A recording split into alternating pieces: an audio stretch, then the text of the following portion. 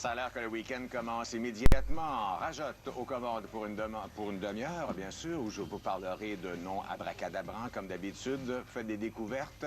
Il y a Fred aussi, Bastien, qui va venir vous faire découvrir quelque chose. Nicolas Titli, on se fait toujours une petite bagarre d'archives. On est rendu en 1992.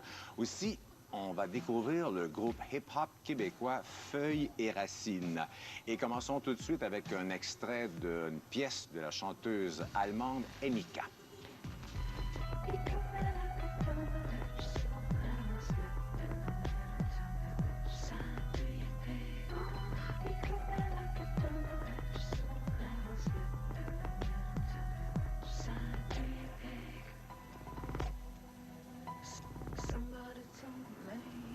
Elle demeure en Allemagne, mais elle est venue au monde en Angleterre. Emika, c'est son premier album qui est sorti le 11 octobre. Si vous cherchez une nouvelle chanteuse à découvrir, je vous la conseille. Elle est loin de la musique pop commerciale.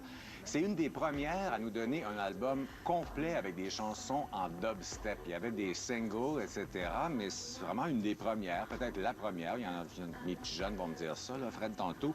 Donc, elle est née en Grande-Bretagne, demeure en Allemagne, où elle travaille pour une compagnie qui s'appelle Native Instruments. Si vous êtes DJ, vous connaissez probablement Native Instruments. Elle est designer sonore, mais c'est quelqu'un qui a étudié le piano, la composition de musique classique. La dernière pièce, d'ailleurs, sur l'album, c'est du piano classique. Elle a été élevée à Bristol, donc sur une diète forte de drum and bass.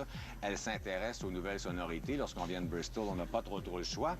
Et elle a une voix qui me rappelle un peu celle de Sinead O'Connor. Elle nous chuchote ses textes. Elle a une voix assez douce, ce qui est différent de la musique, qui est quand même assez dark, si vous me permettez l'expression. Tout commence avec ses textes. Hein? C'est assez curieux quand même. On entend surtout de la musique, mais tout commence avec ses textes. Elle a sa petite idée et ensuite, elle recherche les sons qui vont coller. Et la charpente musicale, je vous avoue, est assez rudimentaire. C'est une passionnée de technologie, une musicienne scientifique. Mais ce qu'on remarque quand même, c'est une basse vrombissante. La première fois que j'ai écouté dans mon auto, j'étais obligé d'enlever de la basse parce que ça branlait un peu trop.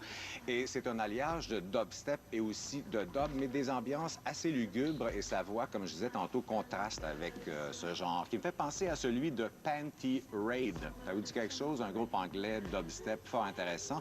Moi, j'ai découvert avec ses deux premiers EP et pour le premier album, je vous dirais qu'elle taille sa place. Elle a comme fan Thom Yorke de Radiohead. Pas si pire, et moi aussi. Et c'est quelqu'un qui aime la culture techno plus que la culture rock. Elle dit que la culture rock, c'est juste des vedettes, des stars. Elle dit la culture techno, c'est pas ça. C'est le but, c'est de se réunir dans une communauté, danser pour avoir du plaisir et fraterniser. Et si vous voulez participer à un de ces événements, vous allez aller à son spectacle. C'est lundi au Métropolis. Je vous conseille fortement l'album d'Emika. Voici Professional Loving.